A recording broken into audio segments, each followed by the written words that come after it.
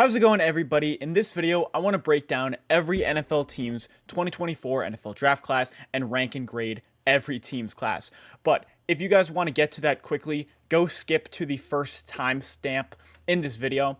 But first, I just want to say a couple of things. First, we streamed day 1 and day 2 of the draft, and we also listed every single player that was drafted, as well as we followed the 2024 NFL Draft Board, of course. If you guys supported the Patreon, thank you so much. But again, the first thing that I want to mention beforehand, before we actually get into this video, is the prospect grades. As you can see on this side of the screen, you can see how each player has a grade listed to them, and as well as the right here. Pause the video if you guys would like, but blues are first round grades, greens are second, yellows are third, browns are 4th and 5th, reds are 6th rounders, and 7th round guys are in purple, and undrafted are in gray. Let's get right into the ranking and grading every team's draft class.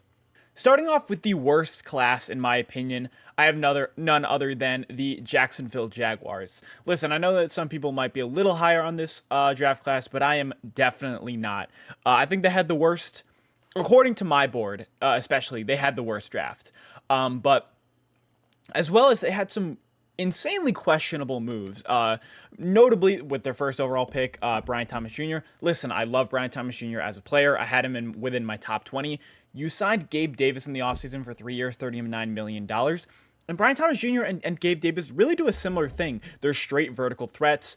Over 60% of Brian Thomas Jr.'s routes were either on a straight line, on a go or fade route, or hitches or comebacks and curls, which is basically a straight line or straight down. Didn't have a super developed route tree at LSU, yet was a really big explosive threat.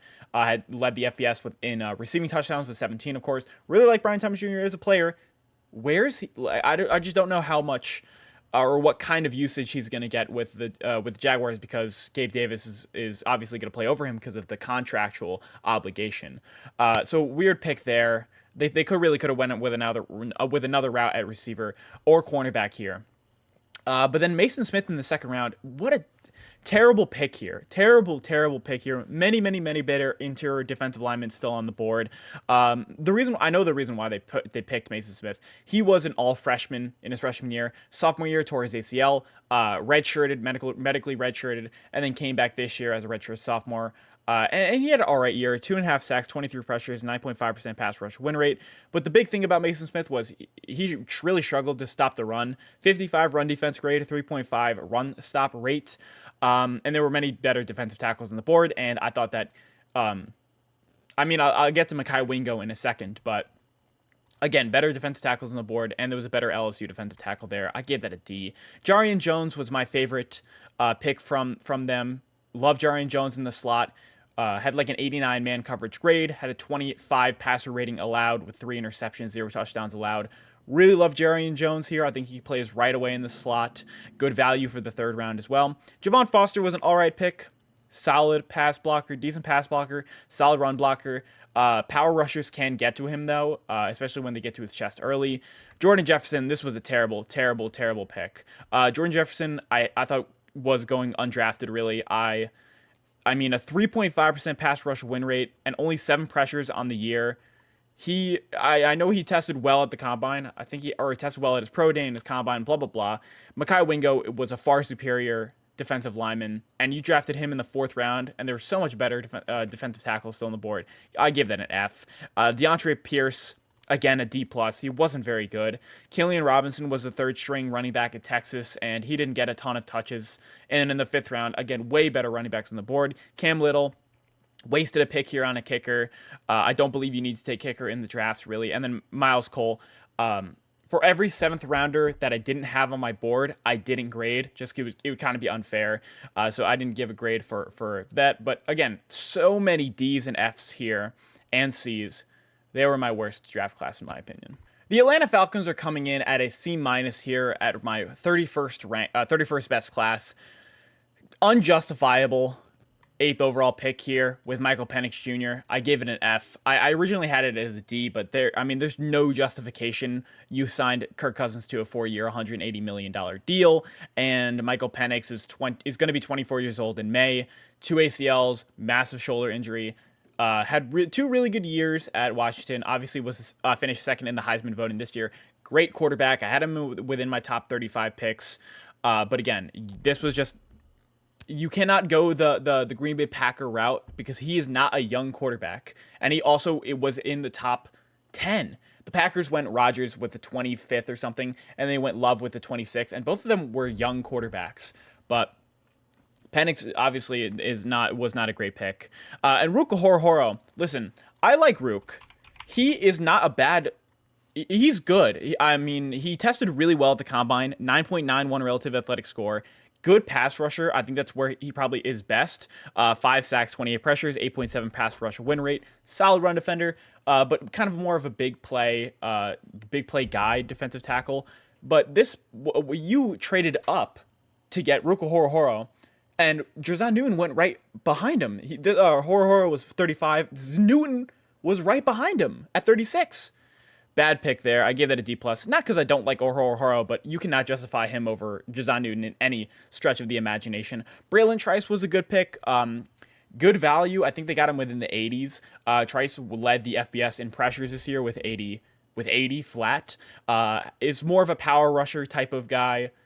He came down heavily. His weight really fluctuated heavily. I mean, he was listed at 270 pounds in the preseason, then 245 at the combine. Long wingspan, uses his bull rush all the time. So I gave that an A-. Good value here, who a guy had in the second round. Brandon Dorless, a tweener. He can play the edge. He can play the inside.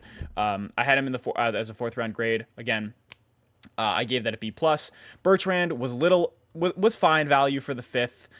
Solid guy. It's just the missed tackle. I think he had a 15 or 17% missed tackle rate. And then Jace McClellan, he kind of lacks explosiveness, even though he has good lateral quickness, and obviously was the lead back at Alabama. Casey Washington was not. I liked Isaiah Williams more out of Illinois, and then Zion Loogie, but no, that was not a great pick. But again, the biggest evaluation here, what I kind of look at the grades, is the first couple of picks, and a D+ and an F are not great ways to start, so I have them coming in at 31st. I ended up giving the Dallas Cowboys a C here. Listen, the Cowboys are a good developing team, so this class will probably grow as they develop, really. But again, they are, in my opinion, in my head, they're just a really weird drafting team. They really love to reach for their guys, even if it's like a round ahead of where they're supposed to go.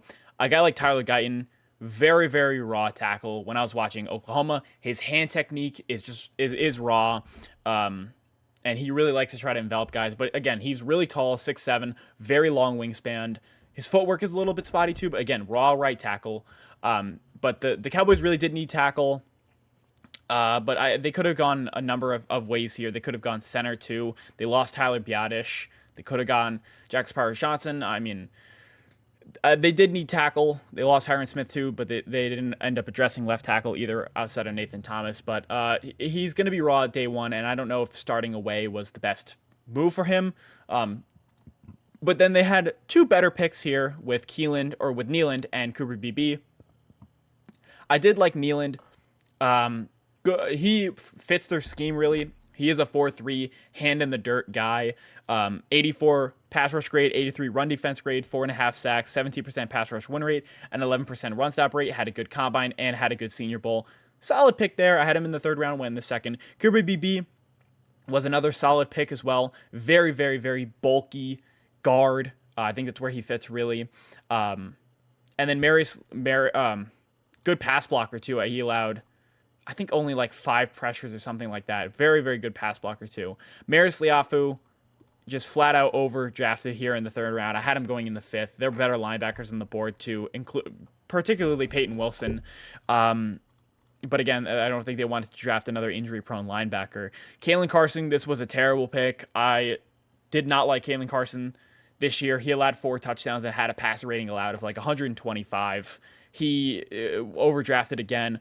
Flowery from Mississippi State. I know he had like 800 yards, but again, better receivers on the board in my opinion. Nathan Thomas, solid, decent pick. I had a 7th round grade on him. Went in the 7th round, that's fine. And then Justin Rogers, didn't know much about him, so I gave an NA grade. Wasn't on my board, but overall, I kind of looked at how many C's I had, and I had 4 C's, so that's what they kind of ended up as. For the Kansas City Chiefs, I know a lot of people were surprisingly high on this class. I personally am not. let's start off with Xavier Worthy first off.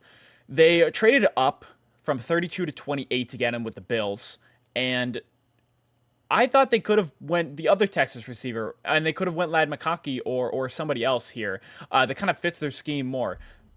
I understand why Worthy was the pick out of all those guys. The Chiefs' average depth of target has gone from like 10 in 2018, 2019 to 6.5 this year. You also lost Rashee Rice, who got, or I don't know if he did get arrested or turned himself in, but basically you don't have a receiver one for next year. But with the thought of Worthy, you're just drafting another smaller receiver who consistently drops the ball. Not that that's a knock on Worthy, but that's a knock on Sky Moore, and that's a knock on Kadarius Toney, who I don't know. Kadarius Toney won't be on the roster next year. But for Worthy, 165 pounds. I get that he ran a 4.21, but the Chiefs do not target the deep ball a lot because every team runs cover 2 shell on them. So I don't know how his talents are going to really be used. Worthy's route tree was like a whole bunch of screens, whole bunch of out routes and deep routes. Did not really get a lot of action within the middle of the field. And as well as I thought it was an overdraft. Worthy was I thought a second round pick, and he went in the first round. Sumatai is a very interesting one. Some people really liked this film. Some people really didn't. I'm in between. I don't think I loved it as much, mainly because the big game that I watched from him was against Texas. He allowed 2 sacks and really got destroyed against Texas. But swing tackle, can play right tackle, can play left tackle, can even play guard as well. 86 pass blocking grade, 2 sacks allowed, 13 pressures, 9.38 relative athletic score. Has a really good punch. His punch is probably one of his best attributes. Also 6'4", 326 pounds, young, 21 years old, redshirt sophomore. One issue I have is his run blocking. For his strength and size, he should be a much better run blocker. I did give that a B. I had him in the 4th round. Wiley I had him in the 6th round, but again, I don't hate the pick. It's a backup tight end, a guy who's a good receiver, big body. Hicks is another good pick. I actually like this one. This was probably my favorite pick, honestly, from them. Hicks was very solid, strong safety. Hunter Nortzard, he can play guard, center, tackle. He can kind of do it all. I had him in the 6th round, though. He's solid, more or less a better run blocker. And then Kamal Hayden, very interesting player. This is a clearly Snead. This is a Snead replacement. He is really interesting. He really struggles tackling and run defending, but again, he had a 7 passer rating allowed, which was insane, especially at Tennessee. So again, for the 6th round, that's pretty good value. I had him as a 4th or 5th round guy. And then CJ Hansen, I did not know him. So overall, it's a kind of a lukewarm class. I'm not as high in it as other people are. Moving on to the Packers here, I gave them a C+. I don't know if they had the most or the second most picks in this draft, but they had a lot of picks. Let's start off with their first round pick in Jordan Morgan. I gave it a B. Morgan's best attribute is as a pass blocker, 87 pass blocking grade, 2 sacks, 14 pressures allowed, 9.10 relative athletic score, good tackle. It fits a need as well. In my final mock, I had them taking Jordan Morgan. So just a solid overall pick. I had him as a 2nd round grade.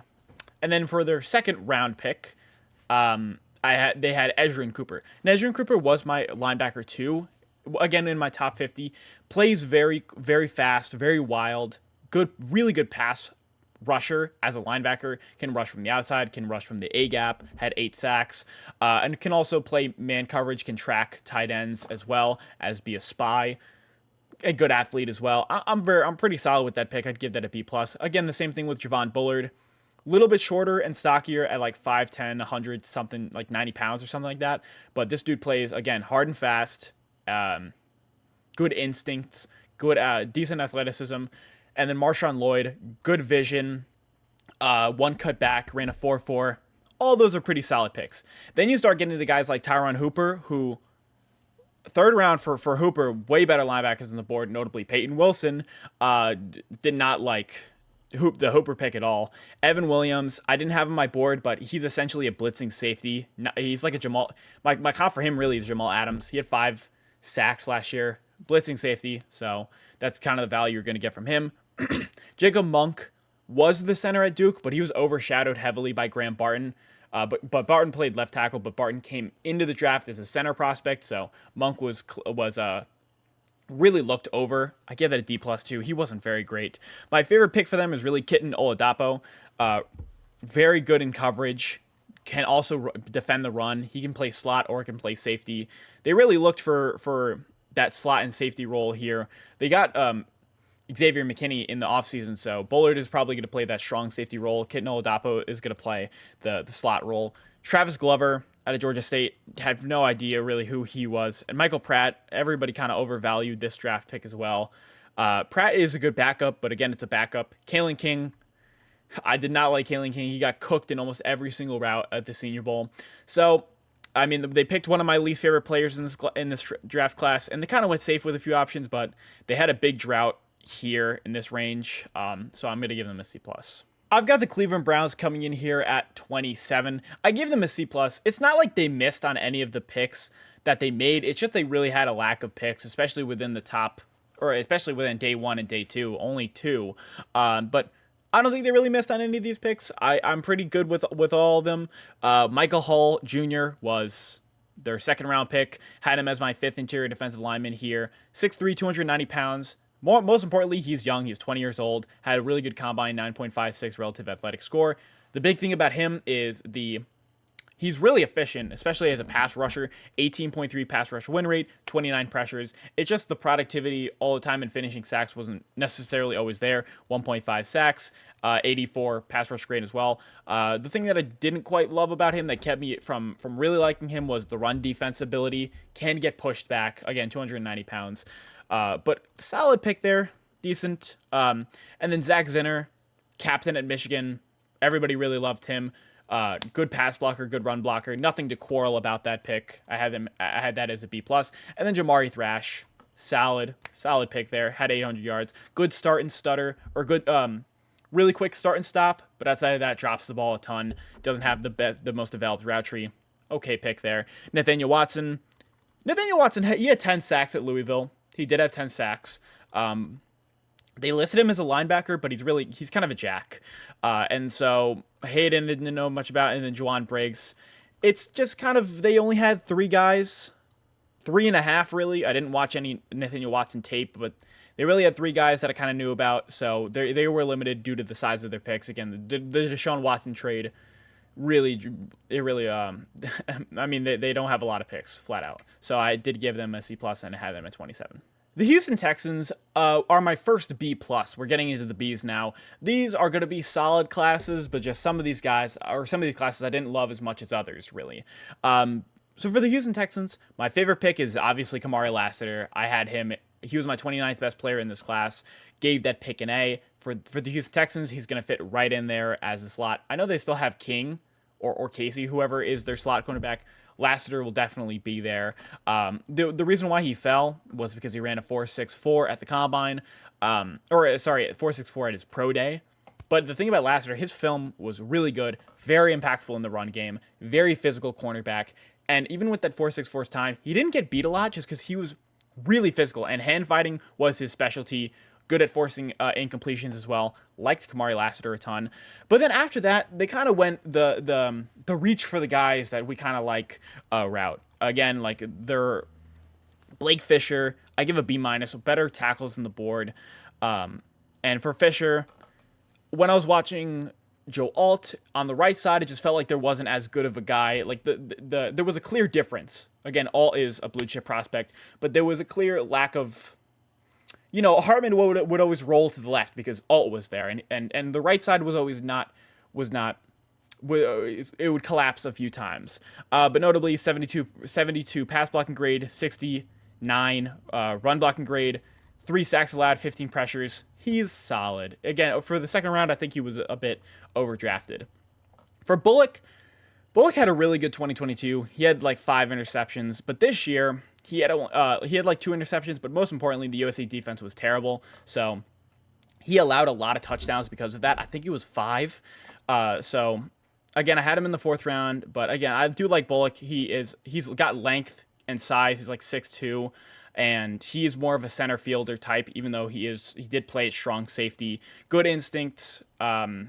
And for the 3rd round, that's a solid pick. Cade Stover, that was a good pick as well. Very bulky tight end, reliable check down option for Ohio State, but just a sluggish, bulky kind of guy. Jamal Hill, knew nothing about him, but again, he had like 2 forced fumbles, 2 interceptions, decent linebacker. I did not have a grade on him. Jawar Jordan, bit overdrafted, small guy. Solomon Byrd too. He was a fine pick. Marcus Harris, and then Ladarius Henderson. Did not think he would get drafted. I don't know where he was a transfer from like Marshall or something. Went to Michigan, and he was okay. But again, this is just an okay draft. They I think they reached on a few guys, but again, the Lassiter pick really did carry for me, so I am giving them a B- and ranking them 26th. I have my New York Jets, my favorite team, coming in here at 25, and I have them as a B-. As a very unbiased Jets fan and as a draft guy, I really do look at the Jets critically, and last year I had them ranked 24th. This year I have them again ranked 25th. The thing about their draft class is really heavily depends on how Olu Fashanu plays. He will be in a backup rotational role this year, but he's definitely going to play. The Jets' tackles are pretty much always injured, so I guarantee he will play year one. Tyron Smith is on the left side. He hasn't played a full season since 2019. And Olu Fashanu, listen, out of the big six, really, it was Alt, Mims, Fuaga, Fashanu, Fatanu, and Latham. Out of all those guys, I liked Fashanu's film the least. You look at Ohio State and against JT Tuimoloau, he was just kind of bullying him. He allowed 6 pressures and a sack. Again, PFF didn't give him a sack because he had 0 sacks allowed on the season, but he 100% allowed a sack. JT Tuimoloau had 2 in the game. And the power, I think Olu Fashanu maybe lacks a bit of play strength. Sealing edges can sometimes be an issue, even if it's against smaller edge rushers. But again, the thing with Olu Fashanu, his pass pro and his technique, very, very solid at only 21 years old. Big, he's 6'6", 312 pounds, good wingspan, great athleticism. He had a 9.5 relative athletic score, only 10 pressures allowed. Run blocking is okay. Again, I think he does lack a bit of play power, but the pass pro and the agility too. Great, quick feet, and he's very flexible. He could be pushed back, and he'll crank his back. And he'll just cement an edge rusher. So very bipolar film with him. So I did give that pick a B at 11, but it does depend. He does have some potential an All-American as well. But then Malachi Corley, this was my favorite pick for the Jets. He led the FBS in yards after catch in the last 2 years. It was like 1,600, which is a crazy amount. Or not 1,600, but it was like over 1,000 yards after catch combined. The thing about Malachi Corley is he's not really a traditional receiver. So we look at he was number 1 in screen yards. I think he had the second most screen catches this year. But also, this guy's a threat after the catch. He is kind of like a running back. He's 5'10", 210 pounds. Good athlete, good speed. But he really doesn't have a developed route tree. He is a screen guy. He's after the catch guy. His average depth of target was 5.5. Very, very, very interesting film study and an overall study and with Malachi Corley. But again, the Jets traded up to 65 for him. They had a really high grade on Corley, and that he fits right away as a slot. I think he's a day 1 starter. Going to give that an A-. Braylon Allen was an interesting pick. I wasn't the highest on Braylon Allen. I think my player comp for him is A.J. Dillon. His acceleration, it takes a bit for him to start up. And also his quickness, especially lateral quickness, is not really there. But when you look at Braylon Allen, he's 235 pounds, very strong and powerful rusher, good, really secure guy in the red zone, doesn't really get stopped all the time, and also can push the line forward as well. Decent pass catcher as well, and then in the last 3 years had 11-plus touchdowns every year. Those are pretty positive signs. And again, as a power back, pretty solid. He'll be your RB2 this year. I gave that a B. And then Jordan Travis, and also the last thing about Braylon Allen, he's a 2004 kid. He was the youngest player in this draft. I am also a 2004 kid, to put that in perspective. But Jordan Travis, I gave this a B+. I know that Spencer Rattler went above him. I had Jordan Travis ranked higher. The one thing I don't love about Jordan Travis is his arm strength isn't the greatest. He doesn't have the greatest arm talent. But he is really good at not forcing, or is not making mistakes, not forcing interceptions. His accuracy is good as well as his pocket mobility. But he did break his leg pretty badly, so he will not be ready day 1. But again, you have Tyrod Taylor as a backup, so Jordan Travis, he could just be there as a third string. Isaiah Davis, I don't know why they took a second running back here. The Jets have taken at minimum a running back every single year in Joe Douglas's term, and then last year in the 5th round, you took Israel Abanikanda. I mean, Isaiah Davis is 6 foot, 220 pounds. Again, really dominant in the FCS. South Dakota State won their FCS division and their FCS championship, but in 1,500 yards on 250 carries, good pass catcher as well, good acceleration, good athlete. But you took a second running back, an unneeded one too, and then Isaiah Davis and Breece Hall are the exact same type of running back. They're literally the one-of-one running backs, really. So where is the change of pace? I thought Israel Abanikanda was going to be that as a speed rusher, outside zone guy. Quantez, I'm not going to say his last name, but again, this guy's a Canadian Football League guy, first Canadian Football League guy to ever be drafted. And he did win the most outstanding rookie because, and it is the only cornerback to win the most outstanding rookie in the Canadian Football League. He didn't go the college route because he needed to help feed his family. So he went to the college football or the Canadian football route. So this is kind of a potential pick. I didn't know much about him, and then I gave that a C+. And then Jaden Key from Alabama. He was a backup. He was a UAB guy, and at Alabama he was solid. But again, I didn't have him on my board, so I did grade him in NA. Overall, it could be a good class, but again, you drafted a lot of backups like Allen Davis, Steger, and then Quantez. I wouldn't say his last name, but you have those guys are all backups. Corley and Fashanu are the only guys that I really see even starting out of this draft class, so I'm going to give it a B-. I've got the Carolina Panthers coming in here at a B-, have them 24th. This Panthers draft class could really be good, but it could also not work out at all. And it really heavily depends on Bryce Young, and that's kind of the sad thing about this, but make or break year for him, really. But let's start off with their first round pick with Xavier Legette. They had the 33rd pick. They traded up one. My friend Jordan, he said it was basically so that they can get that 5th year option for him. And Legette, I thought that was a little bit of an overdraft. They didn't need to move up in the first round to get him. But again, I thought Legette was a shoo-in for a 33. I thought that was a guaranteed pick. Legette was a guaranteed Panther this entire draft season. My second and third round mocks both had him there.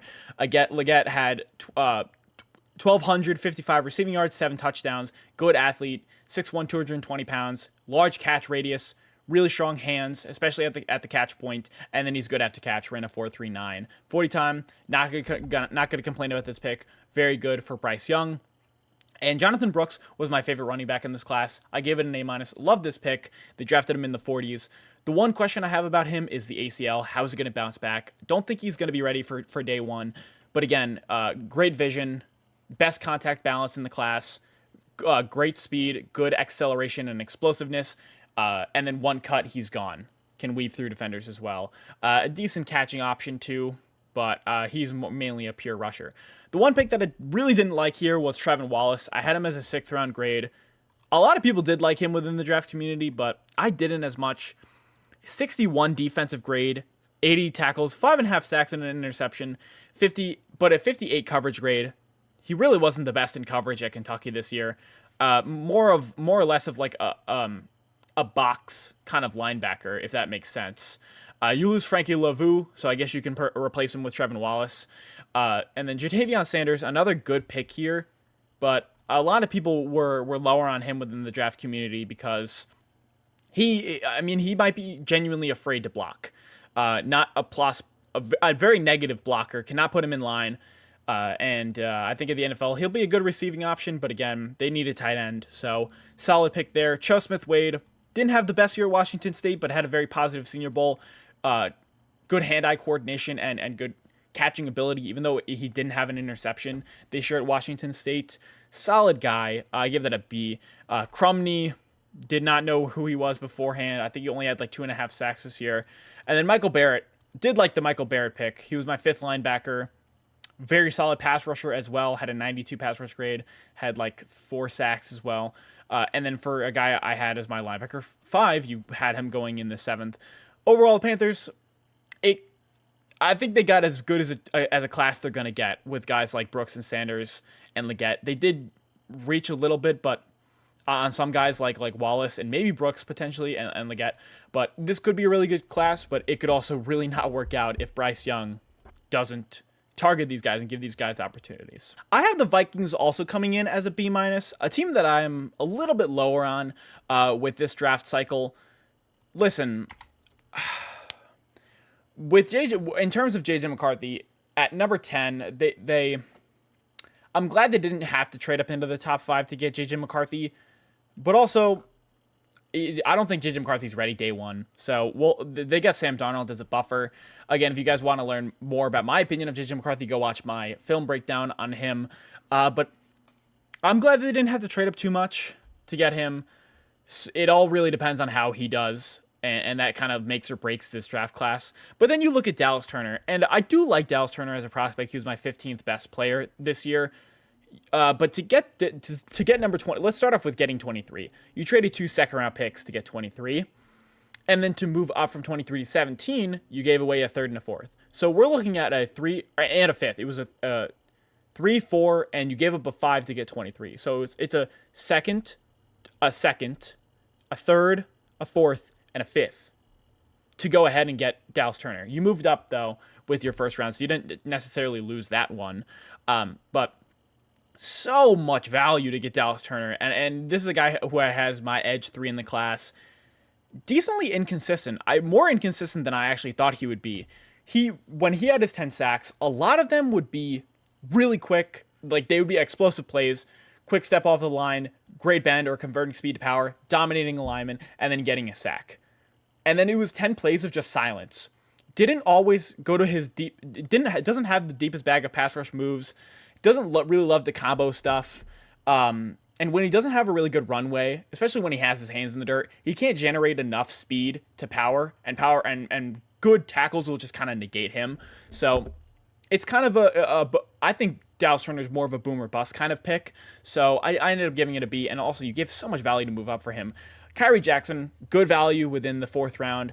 The reason why Kyrie Jackson fell was because he's 24. He transferred 3 times. Went from a HBCU, then he transferred to Alabama, then he transferred out of Alabama to Oregon. Had a good year at Oregon this year. Allowed like a passer rating of 48 or something. Good in coverage. Walter Rouse, solid pick there. No quarrels.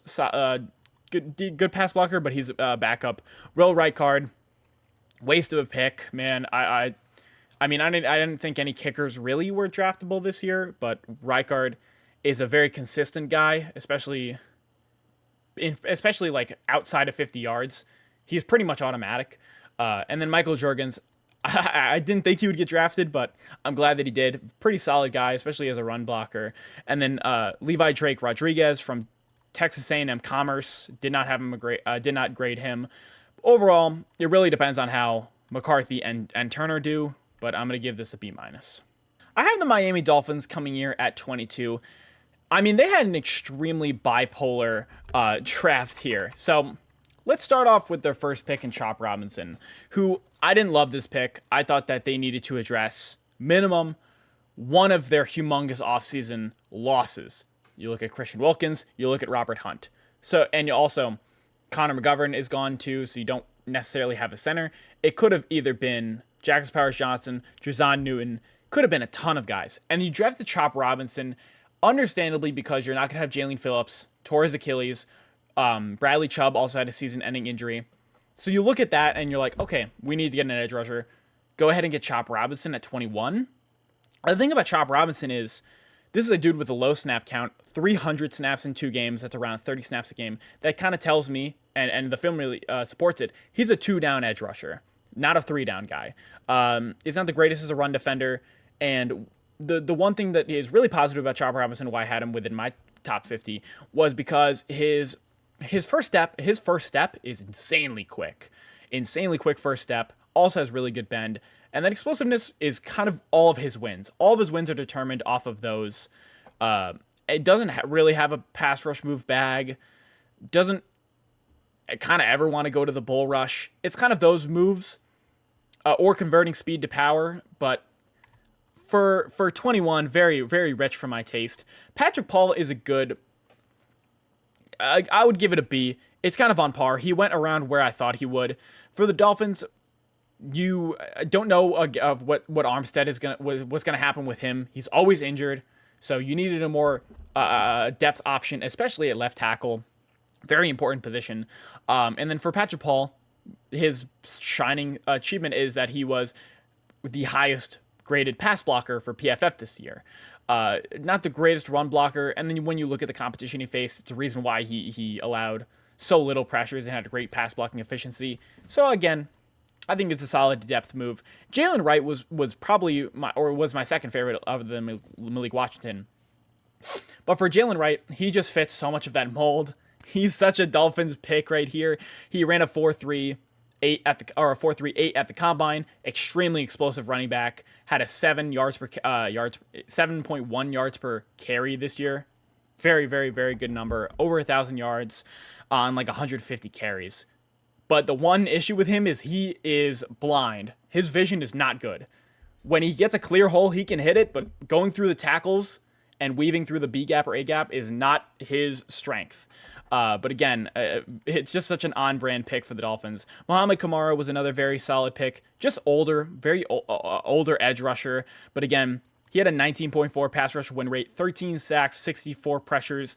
This can actually be a much better edge. I thought that this was a better pick than Chop Robinson, too. He could be just as productive, and you got him in the 5th round. Malik Washington, very, very good pick. He was first in slot yards this year with 1,100 something. He had the second most slot catches, 1,384 receiving yards, broke the ACC reception record with 110. Very, very solid pick here. Was in my best picks of day 3 video. Very solid pick. He could probably play in the slot right away. Patrick McMorris, did not know much about him. I gave that a C+. And then Taj Washington, another pretty explosive, a very small receiver at he's like 5'7", 170 pounds. But again, explosive guy. He'll probably be a straight line, deep threat. Overall, I would give it a B-. They had kind of a flip draft where the first 2 picks were okay, and then they really made it up in the later rounds. But overall, I am going to give this a B-. For the Buffalo Bills here, I have them coming in as a B. We're starting to get into the classes that I do like. I would say the top 20 are classes that I like and I think are positive for their teams. So let's start off with the Buffalo Bills. Keon Coleman was my second favorite pick, really, of this draft. They traded down twice. They traded down to the Chiefs, and then they traded down to the Panthers to get some extra picks. That's why we see 3/5. That's why we see an extra 6th. So for the Buffalo Bills, for Keon Coleman, I do like the fit with him going to the Buffalo Bills. I know that in his media press, super funny, and we had some good meme moments with him. For Keon Coleman, what we really like is his contested catch ability and his size. He's 6'3", 213 pounds. Very good contested catch guy. Really wide catch radius, long arms, and can really jump up there for fade balls. Love him as a red zone option for the Bills. What we don't like is his route tree and his separation ability. Around 38% of his targets were contested, which is a very high number, as well as the route tree. I mean, he didn't have to do a lot at FSU. His route tree was super limited. They only asked him to do go routes, in routes, comebacks, and not the quickest mover, quickest off the line of scrimmage as well. But overall, I would say for the Buffalo Bills, it's solid. He will be productive probably year 1. And then for the Cole Bishop pick, this is kind of an athlete pick. I don't know if they lost Hyde and Poyer, if they lost both of them, but I'm pretty sure they did. I don't think they have either of them anymore. So you just needed safety flat out. And with Cole Bishop, he was the best testing safety in the class and pretty solid instincts. Again, really good speed. But technique-wise and as a traditional safety, he's solid. I mean, I had him as my safety 3, so I'm not going to knock the pick too much. Dwayne Carter, maybe a little bit high for the 3rd round, but again, this is a good pass rusher, a guy who moves well, who does utilizes a ton of pass rush moves. Ray Davis is a really solid outside zone rusher. Kind of fits, but again, 24 years old. He is older. Kind kind of fits what the Buffalo Bills like to do with their running backs. Again, hitting the outside and getting some explosive guys. So that's a solid B. Cedric Van Pron Granger. You have Connor McGovern as your center right now. Van Pron Granger can be your backup minimum, but he is a really good pass blocker. That is his best attribute, and as well as a guy I had as my center 3. Got him in the 5th round, good value. Edifulon Olufashio, very good in coverage, had like an 89 coverage grade. And for a linebacking room that lacked a lot of depth last year, especially when you lost Matt Milano, good that they got a good value linebacker here. Javon Solomon, he is a great pass rusher and 90.6 or 90.9 pass rush grade. He led the FBS in sacks this year with 16, had 48 pressures, 17% pass rush win rate. He could be a good rotational edge rusher, as well as Tylen Gramble. Didn't love this pick. Daquan Hardy was the best cornerback in my opinion at Penn State, so I gave that a C-. And then Travis Clayton, didn't give a grade to him. He's out of England. But overall, I think they addressed some of their good needs and got some good depth. I understood a lot of their picks, so I'm going to give it a B. Starting with the top 20 here, I have the New Orleans Saints coming here at 20. So really liked their first 2 picks, particularly with Talisa Fuaga and Kool-Aid McKinstry. Fuaga was the guy that I've been mocking to them the last 2 months, really. They really need to tackle here. Trevor Penning was not working out. You drafted him in the 1st round a couple of years ago, and as well as Ryan Ramczyk is having a lot of medical concerns, especially within his knee. So you went ahead and got one of your biggest needs. Offensive tackle was a big issue for the Saints later down the season. Go ahead and get Talisa Fuaga, who is, I think, the best run blocker in this class, particularly as a power blocker. Very good, very strong too. Tested well. The one weakness about him is just his lateral quickness, and it can be beat out on the outside. But again, as a run blocker, this dude fits really good and had like a 90 run blocking grade, which is 1st in the FBS. And then for Kool-Aid McKinstry, this was my cornerback 3. Loved him technically. Again, Alabama cornerbacks are just, I mean, they're some of the best in the league, and it's always really safe to go with Alabama guys, especially because Kool-Aid McKinstry was that man coverage press guy at Alabama, and he did very well in that role. The one issue with him is he really doesn't have consistent hands. You won't expect a ton of interception numbers for him, but he really fits well outside of Marshawn Lattimore, because now you can just run literally man coverage every time and be successful at it if you want to run press too. Love the scheme fit for that, so I ended up giving that an A. One reason why he fell to the 2nd round was obviously because he didn't test the best, not the best cone drills. He ran a 4.47, blah blah blah. He's a great cornerback. I had him as my cornerback 3. Spencer Rattler, again, I thought in the draft process he was overhyped. At 3rd round, 2nd round mock drafts, blah, blah, blah. Rattler went exactly where I thought he was going to go. Again, like the stuff of him coming out of high school with that quarterback documentary or whatever that show he was in. But he got booted out of Oklahoma because Caleb Williams stole his job, went to South Carolina. Their line was really bad this year, so I don't blame him a ton. He really had to run all over the place, but had a really good connection with Xavier Legette. And for the Saints, immediately a good backup. I think this is a solid move. I'd give it a B. Bud Means was decently productive at Pitt. Good in the red zone, good size, but better receivers on the board. Jalen Ford, I didn't love a ton. Not very good in coverage. Had like a 55 coverage grade. And then Christian Boyd. I actually like this pick. What was Boyd's? Boyd had a 16.4 pass rush win rate. Kind of... Again, UNI, you look at the competition there he faced, it was kind of rough, or not as good, but 89 pass rush grade, good pass rusher. And then Josiah Ezrim, again, I did not have him on my board. But overall, I really love the Saints' first 2 picks, but they didn't have a ton of picks in the outside of those. And then after Spencer Rattler, you do have that fall off, so I'm going to give them a B. I have the Buccaneers coming in here as my 19th best class. This is a class that I actually did like. It's just I liked some other ones a lot more. Very solid overall. So for the first pick, they ended up going with Graham Barton, 26th overall. Then they do have him listed. They did draft him as a center. The one issue I have with this pick is not even about Graham Barton. It's just because Jackson Powers-Johnson was still on the board at this point, and he was my favorite center in this class. When we're looking at Barton, we're looking at a guy that he had a really good 2022. He had like an 88 pass blocking grade, really good run block grade, something like that. This year, he did have multiple injuries that sidelined him for some time in the season, but again, had a good year. Only 2 sacks allowed, 11 pressures allowed, 78 pass blocking grade, 71 run blocking grade. Very good technique, as well as he's young. He's 21 years old, even as a senior. Good size, 6'5", 313 pounds. There's nothing to really hate about this pick. It's just I had a better guy in front of him, so I ended up giving this a B-. Chris Braswell, a very solid edge rusher here from Alabama. Consistent guy. Actually had a good pass rush moves. Kind of the opposite, but also really similar from Dallas Turner. Like, Braswell is not a freak athlete like Turner is. He also isn't, not converting speed to power. Braswell really relies on his pass rush moves. And I mean, it worked out for him. He had 55 pressures, which was one more pressure than Dallas Turner. Also had 8.5 sacks. Pretty sure that's the number. Pretty solid move again for the second in the second round. I had to give that a B+. Tyke Smith, another very solid move. He played the slot in the majority for Georgia. I think that's kind of where he's going to play for the Bucs.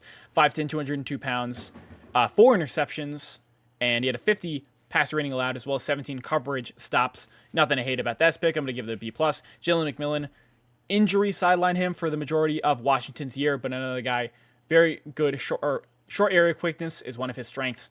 Good route runner as well. Maybe in the third round, a little high because it did have some other receivers in front of him, but I give that a B+. Bucky Irving, good lateral quickness, a good receiving threat as well. Good vision between the tackles. The one negative about him is just the athleticism. He had like a 2 relative athletic score, didn't run the fastest times, but very good, very productive running back at Oregon. Elijah Klein, didn't know much about him, and then Devin Culp was a weird one. I didn't give this a grade, but I would have given it a low grade because I like Jack West over a lot more, but Culp was more of that blocking tight end. So overall, if it was Jackson Powers-Johnson, they probably would have entered it within my top 10 or in my top 15 minimum, but I do like this class. Don't get it wrong that I gave it a B in 19. I am not that low on the Tennessee Titans draft class, honestly. The one move we'll look at is obviously the J.C. Latham pick. They picked him 7th overall. Undeniably a reach there. I did give it a B- because I did understand the pick, and I thought it wasn't the worst move. Looking back at it, I'd probably give it a C+, but Latham is huge, man. He's 6'7", 342 pounds. Really powerful guy. Very strong hands, creates a ton of knockback, good run blocker. It's just the one thing is his foot quickness and lateral quickness is really not there, so he definitely can be beat around the edge, but good athlete as well. And I mean, he's huge, long wingspan too. So not the worst pick. Again, I gave that a B- or a C+. You can kind of argue either or. T'Vondre Sweat was a really interesting pick because I thought he would fall a lot more. Because of the character concerns. If you want to ask what character concerns, multiple DWIs, drinking while under the influence, is known as like a party animal at Texas. So it went a lot higher than I would have thought. But again, this is a guy in my top 50. The best probably run defender in this entire class, really. He had a 92 run defense grade. And then as a pass rusher, he's pretty solid. He forklifts a ton of guys. Again, 366 pounds. He's humongous, and he moves well for that size, but he's not a traditional nose tackle. He's going to play the 3-tech, really. And then Cedric Gray, I did like this pick as well. So for Gray, he is a run. I would say his best attribute is being as a box linebacker. 5 sacks, 121 tackles, 74 run defense grade, 6'2", 240 pounds. He is a good tackler, he's a solid tackler and good run defender, and also can pressure the quarterback. Fits in that box scheme. Jarvis Brownlee Jr. did not have the greatest year at Louisville this year. However, he had a massive Senior Bowl, was almost running routes for guys. I had him as a top 15 cornerback in this class. I gave him an A-. But Jaquan Jackson was not my favorite pick. I give that a D+. He only had like 400 yards at Tulane.